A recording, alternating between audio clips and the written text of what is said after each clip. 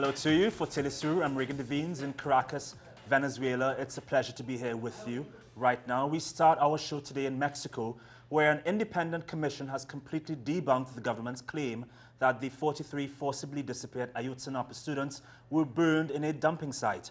A report by the interdisciplinary group of independent experts made up of investigators from Chile, Colombia, Guatemala, and Spain said there is a third line of inquiry that authorities never even took into consideration, which would explain the violent nature of the attack. According to this, the students may have unknowingly been using a bus regularly used to smuggle drugs out of Guerrero towards the United States. The experts indicate that not only local police forces but army and intelligence officers were involved in the attacks that led to the disappearances. And their report also rules out the official version of the students' bodies being incinerated, saying this was scientifically impossible in the circumstances. The flame of 7 meters would have had to tilt toward the dump, igniting all the plastic that still existed.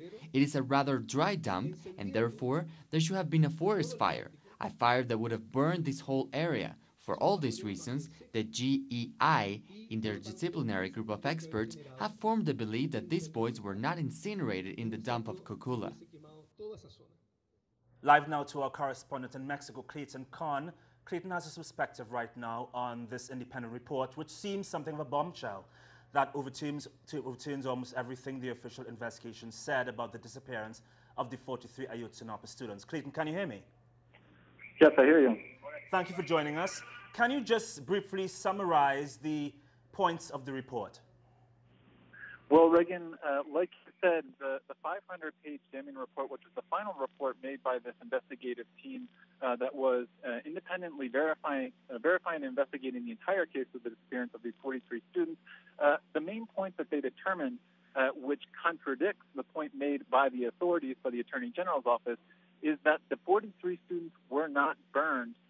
Scientifically impossible to burn those students in the garbage dump in Cocula, Guerrero.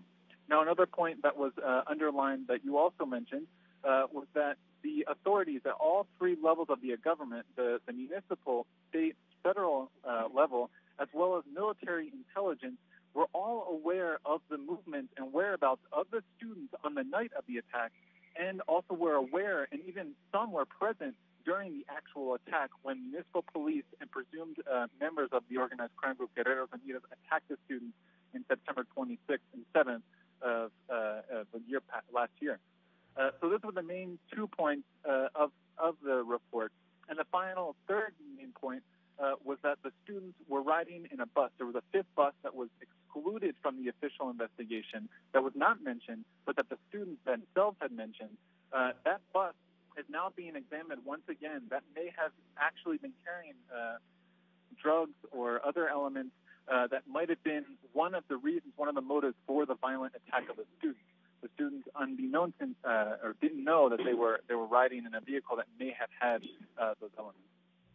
Clayton, many of the opinion that this independent report suggests a major official cover-up and the likely involvement of army and intelligence staff in what happened a year ago. What impact do you think this is likely to have on the Mexican government?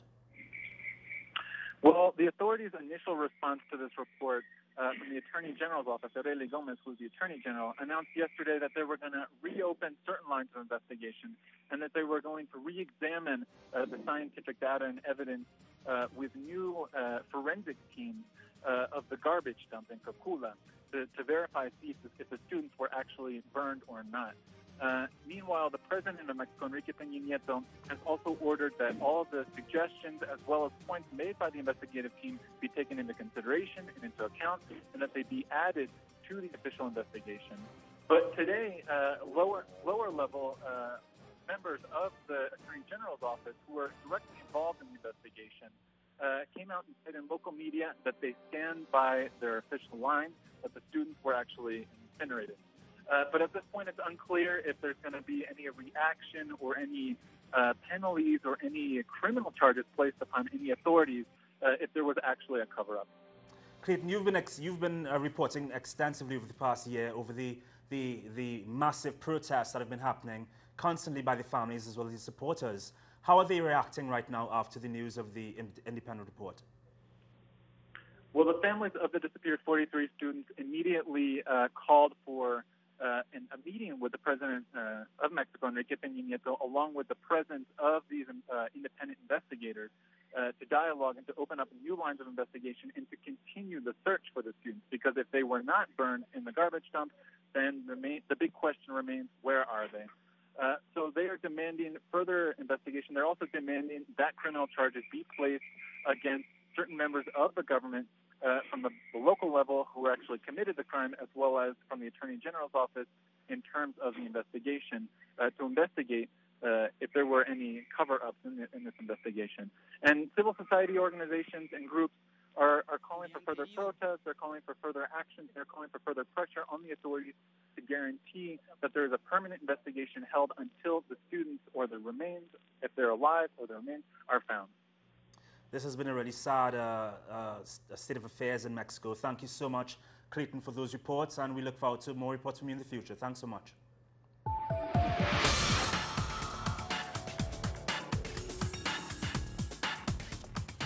Moving on now, Jimmy Morales, the Guatemalan presidential candidate who won the most votes during Sunday's elections and who will likely win the second round according to polls, is reportedly linked to a war criminal of the country's period of genocide in the 1980s. Edgar Justino Ovalle, responsible for placing the comedian as a presidential candidate for the National Convergence Front, was identified as a high-ranking commander over a specialized military unit in Guatemala's Quiché region. During this one-year period from 1981 to 1982, heading military operations, the government carried out 77 massacres in the region. This, according to declassified documents from the U.S. National Security Archive. The links between Morales and Ovalle raise further questions regarding the legitimacy of the political representatives governing the country.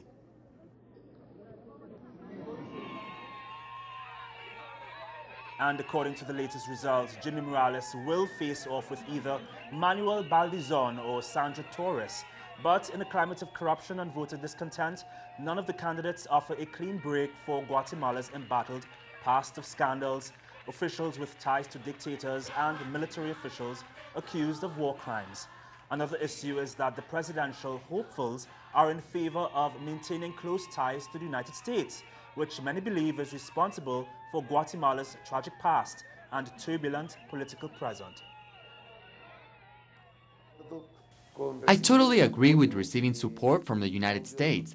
I recognize that they have been our best ally in the history of the nation, and today more than ever I am convinced that we must strengthen the ties of the friendship and together to fight against corruption. We have a good relationship with the United States. As I was saying, we need to take advantage of the financial support and do it properly. We have a good relationship, and I think we can strengthen it.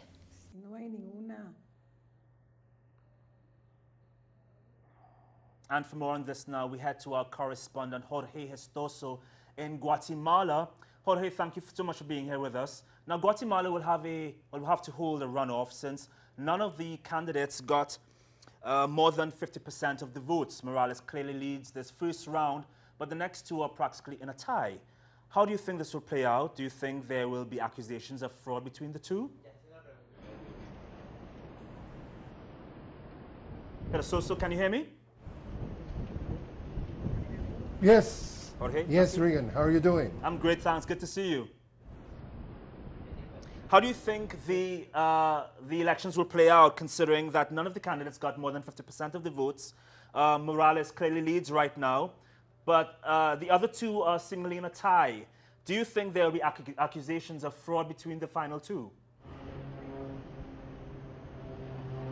Well, it's a big question mark. No one really has a certain answer.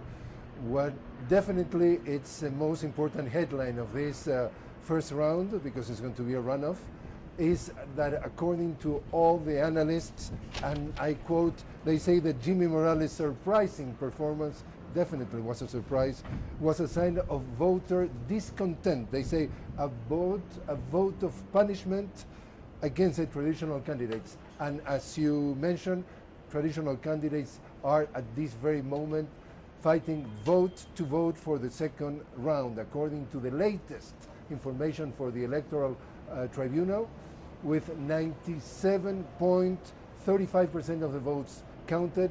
The difference is 1% between the candidate Sandra Torres with 19.6% and Manuel Valdizón with 19.5%. So nothing is really, as of this moment, decided of who's going to be having the runoff. The runoff is going to be on October the 25th. And we know that Jimmy Morales, a comedian with no live political experience, is going to be, with 24% of the vote, is going to be one of them. Now the big question mark is who is going to be the second one and what sort of alliances they're going to try to build in order to try to defeat basically the newcomer, the outsider, that is Jimmy Morales. Now, Morales, who's leading, has no experience at all in government. He is, however, related to Perez Molina. What do you think is attributed to his support, the support he's been getting from Guatemalans? Well, in reality, most definitely he has a support. He has connected with some part of the electorate that they were sick and tired with corruption, with politicians that they said that any of them were really part of a solution. They were part of the problem of corruption, the part of the problem of big areas where basically bribery is rampant and so on and so forth. So I think that he's going to have a lot of opportunities to build most definitely alliances with the rest of the other groups, and most of the analysts are pretty optimistic that his performance on a runoff is going to be pretty well. Jorge, last question for you. Considering all that's been happening, many social movements on the ground say that these elections will solve absolutely nothing. How are those social movements reacting to the results thus far? Well, again, there was a lot of skepticism. The choices were, again, the least bad of all the options, but definitely there is optimism that the movement, the social movement that really pushed the former President Otto Pérez Molina and his former Vice President Roxana Balsetti to jail, that movement believes that are going to continue building their momentum, that most probably is going to transform in a political movement, and they believe that they're going to obtain what they really were demanding, that they were demanding even before the elections, that they didn't get it, was a thorough political reform, a thorough political reform of political parties, because according to them, with this old system is the perpetration of the same vices of this political arena, that is, as I was mentioning,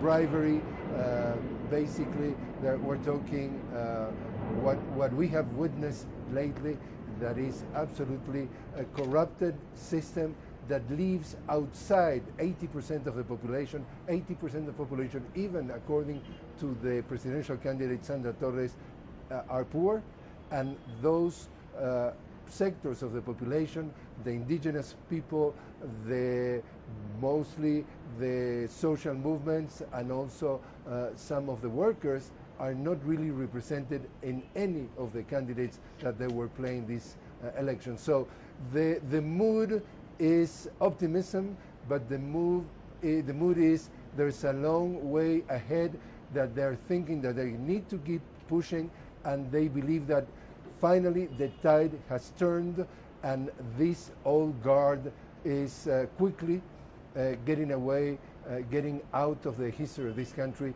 and a new era is possible to be implemented with less corruption, with less bribery, with less all we have seen for decades here in Guatemala.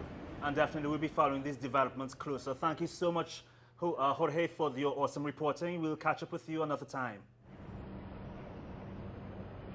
Thank you very much, Regan. Moving on now, residents in Trinidad and Tobago are voting this Monday for who they want to be their representatives for the next 5 years. The voting started at 6 a.m. and will go on until 6 p.m. local time. Over 1 million registered voters will choose 41 members of the parliament in over 20,000 voting stations across the country.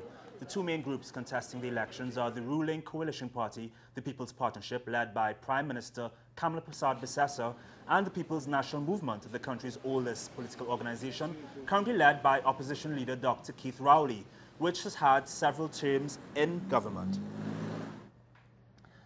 And now from Trinidad and Tobago, we have on the line a journalist from CCN TV6, Jabari Fraser. Jabari, thanks for taking the time to chat with us. Can you hear me? No problem. I can hear you very loud and clear. How are you? I just have to say it's amazing hearing your Trinidadian accent right now. I'm so happy to talk with you.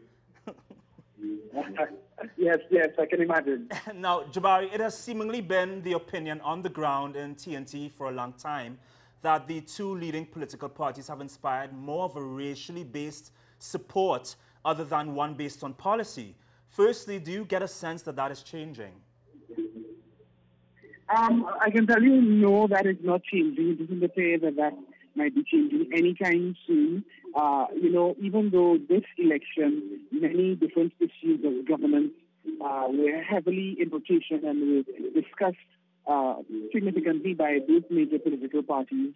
Apart from the issues of government that were discussed, of course, you had issues of policy that were discussed, but much of the election campaigning was very much focused on issues of race, issues of one party versus the other, and those are things that traditionally appear in Trinidad and Tobago politics at election time.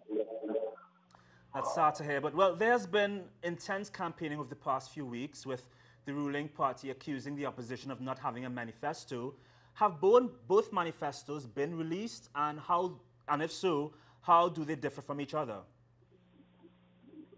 Well, the manifestos differ significantly from each other by way of what they focus on. One, the People's Partnership Manifesto, which is the current government manifesto, focuses very much on infrastructure, on physical things such as the building of hospitals, the distribution of laptop computers for students, tablets for students at the university level, and so on. And the opposition's manifesto focuses heavily on issues of governance, I can say, because there are plans to set up a general accounting office, look at campaign finance legislation, look at local government reform, and several other different things.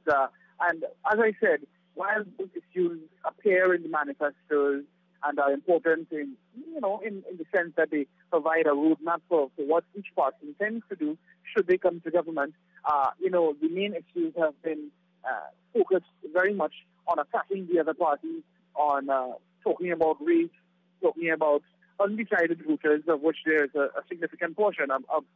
Pollsters estimate that there is about 30% of the electorate that is pretty much undecided and very much disenchanted with the current system. And I would assume that is exactly why there has been a fight to get young people to come out and vote, because of this seeming racial war, I guess. On another topic, today I saw online that there's a claim that there has been some political campaigning happening today, which is against the rules. Can you clarify whether these claims are true? These claims have been made by the party that's in opposition right now, specifically the People's National Movement, and the Prime Minister's party, her coalition party, has been sending out text messages, or allegedly been sending out text messages, asking various people, the receivers of the text, to support her party, and there was also a mailing list that, and people on the list have been receiving email messages asking for support and so on. So those allegations have been passed on to the police by the opposition party, and we wait to see what comes out of those investigations. Jabari, I know there are a couple independent candidates out right now who are hoping to change how government is viewed. considering how people are so at odds in terms of the ruling government and the opposition government. What influence do you think these independent candidates can or will have? I don't think they will have much of an influence because in Trinidad and Tobago, as we've been seeing, the politics based on race is what supersedes everything else at election time. And even a figure as controversial and as popular at the same time as Jack Warner, his independent Liberal Party, I don't think it will have too much of an impact on the outcome of this general election. Even though he's still quite popular in Trinidad and Tobago, his party isn't too popular among all voters, among many parts of the electorate, and I don't think that his party will have too much of a significant impact on what happens later this evening. You just brought up the word Jack Warner. I just want to ask you a whole barrage of other questions now, but we've run out of time. Thank you so much, Jabari. Again, it's great hearing your accent. Thanks for being here with us. Good to hear you, Regan. Take care. Moving on now, Brazil marks 193 years of independence this Monday, and they commemorated it in the morning with a military parade. The parade was headed by President Dilma Rousseff in Brasilia and attended by hundreds of people. The son of the Portuguese king, who was ruling Brazil at the time, proclaimed the independence from Portugal in 1822. Formal recognition, however, did not come until 1825.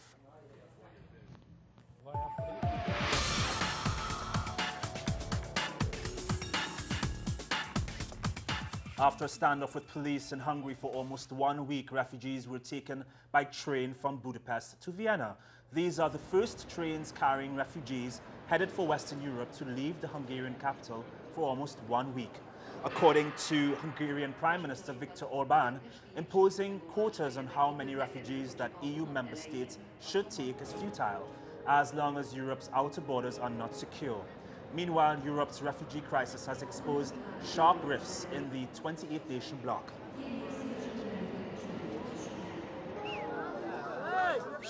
And with Germany being the country of preference for most refugees, hundreds of them wait in line in front of the main registration center for asylum seekers in Berlin. Many NGOs are providing them with food and water while they wait. Earlier today, Germany's ruling coalition parties have decided to make over $6 billion in public funds available next year to cover the cost of looking after them. The mother of the Palestinian baby killed in an Israeli settler arson attack on a West Bank home in July has also died. She is the third victim of the attack after her husband died last month. More now from our correspondent Noor Harazin.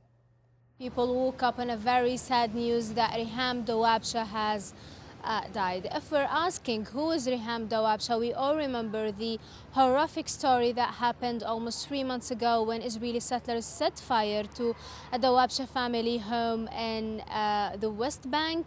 At that day, a Palestinian toddler, his name is Ali, was burned to death, and he is 18 months old.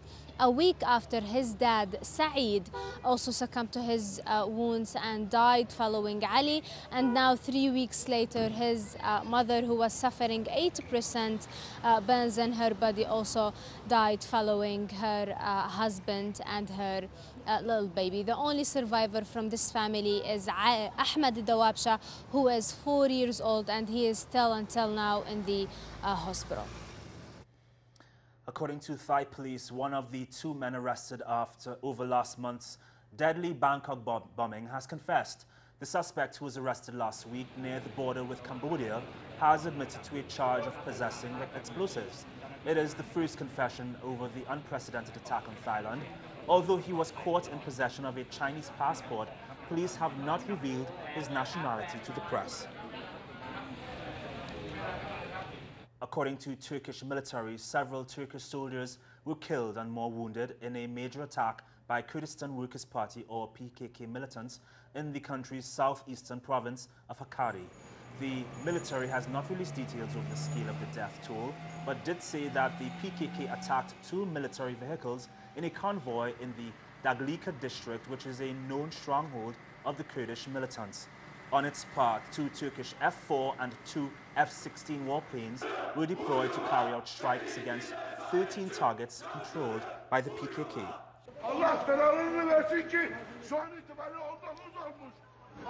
And our last world news story takes us to Thailand, where a suspected meteor was spotted streaking across the skies.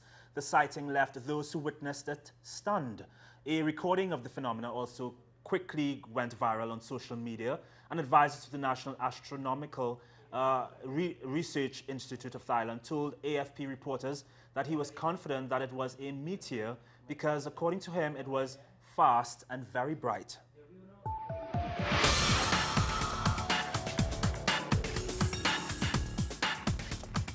To tennis news, Serena Williams and her sister Venus are set to face off in the US Open quarterfinals.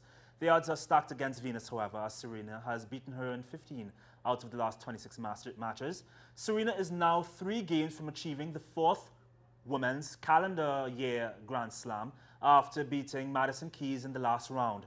Serena is seeded number 1, while Venus is seeded 23rd. Ancient Egyptian artifacts, including items that were found in 2002 in a sunken Egyptian city, went on display on August 2nd in Paris ahead of an exhibition that will open to the public on September 8th. The display will run until the end of January at the Arab World Institute and includes the statue of a pharaoh king and queen. The city was discovered by French archaeologist Frank Godot while he was the director of the European Institute for Underwater Archaeology. He said the discovery proves a cultural continuity from ancient Egyptian civilization to Greek and Roman times. And finally, one of the many movies competing for the top prize of the Venice Film Festival hails from Argentina. Based on a true story, the film titled The Clan is about an Argentinian family that is notorious for violently kidnapping rich people in Buenos Aires for ransom. However, killing their victims even after the ransom was paid subsequently became a family habit. The film is doing well in its home country, breaking box office records.